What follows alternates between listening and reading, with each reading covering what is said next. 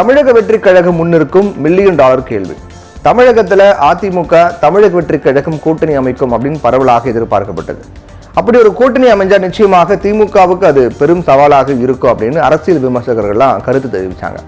ஆனா தமிழ்நாட்டில் இப்ப இருக்கக்கூடிய அரசியல் நகர்வுகளை பார்க்கும்போது அதிமுக பாஜக கூட்டணி தான் உருவாகும் போல தெரியுது. தமிழக வெற்றிக் கழக தேர்தலில் தன்னுடைய பலத்தை இன்னும் நிரூபிக்காமலேயே அதிக இடங்களே சுயேட்சை முறையில் முதலமைச்சர் பதவியும் கேட்பதால் அதிமுக அந்த கட்சியுடன் கூட்டு சேர்வது கேள்விக்குறியாகிருக்கு. ஏற்கனவே பார்த்தீங்கன்னா கடந்த மக்களவைத் தேர்தலில் பாஜக அணியில் பாட்டாளி மக்கள் கட்சியும் அதிமுக அணியில் தேமுதிகவும் இருந்தாங்க. இந்த நிலையில பாமகவும் தேமுதிகவும் அதிமுக அணியில் இணையுமா அப்படிங்கிறதா இப்போ கேள்விக்குறியாக இருக்கு. போன மக்களவை எலெக்ஷன்ல பார்த்தோம் அப்படின்னா தேமுதிகவிற்கு மாநிலங்களவை சீட் தரப்படும் அப்படின்னு ஒப்பந்தம் ஆனதாக தகவலாம் வெளியாச்சு. எடப்பாடி பழனிசாமியை நேரில் சந்தித்த பின் பிரேமலதா விஜயகாந்த் ரொம்ப உற்சாகத்தோடு பேட்டிலாம் கொடுத்தாங்க. எங்களுடைய கோரிக்கை எடப்பாடி ஏற்றுக்கொண்டதாக தெரிவித்ததால் இந்த தகவல் மேலும் உறுதியானது.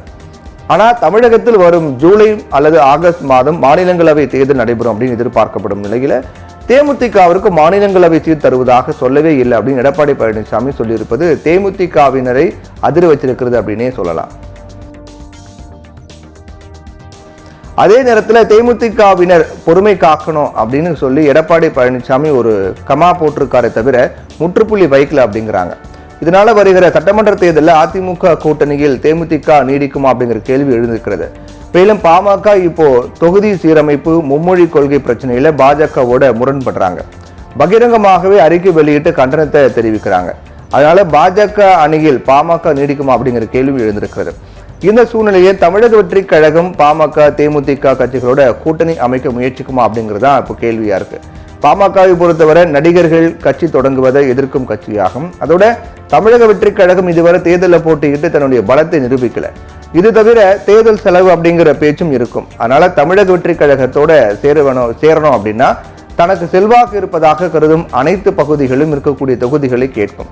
வருகிற சட்டமன்ற தேர்தலில் கூட்டணி ஆட்சி அதிகாரத்தில் பங்கு அப்படிங்கிற முழக்கத்தை தாவைக்க மட்டுமே முன்வைக்கும் அப்படின்னு சொல்ல முடியாது. அதிமுக பாஜக கூட்டணியும் இதே முழக்கத்தை முன்வைத்தால் பாமகவின் நிலைப்பாடு மாறக்கூடும். பாஜக எதிர்ப்புக்கு பின்னால் அதிக இடங்களை கோரும் உத்தியும் கூட இருக்கலாம். அதனால தேமுதிக நாம் தமிழர் மட்டுமே எஞ்சியிருக்கும் கட்சிகளாக இருக்கும் நிலையில தமிழக வெற்றிக் கழகத்தின் வியூகம் எப்படி இருக்க போகிறது அப்படிங்கிறதா இப்போ மில்லியன் டாலர் கேள்வியாக இருக்கு.